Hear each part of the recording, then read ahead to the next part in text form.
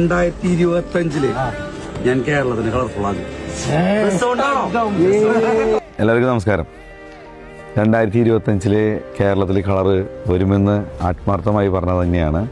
അന്ന് അതിന് തുടക്കം കുറിച്ചത് ATP എന്നുള്ള ഈ സെഗ്മെൻ്റാണ്. ഈ ATP സെഗ്മെൻറ്റ് തന്ന കേന്ദ്ര ഗവൺമെൻറ്റിനോട് നമ്മൾ 1000 നന്ദി അറിയിക്കുകയാണ്. ഇന്ന് 2026 കേരളം മൊത്തം കളർഫുള്ളാവാൻ പോവാണ്.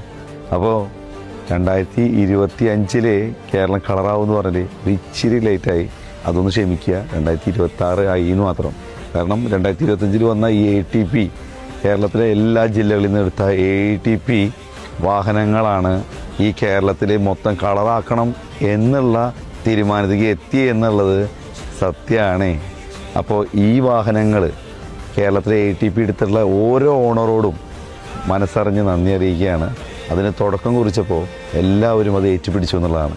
അപ്പോൾ ഓരോ കേരളത്തിലെ ATP വാഹനം എടുത്ത ഓണർമാരുടെ കൃത്യമായ ബുദ്ധിമുട്ട് ഓണർമാർക്ക് അറിയാം.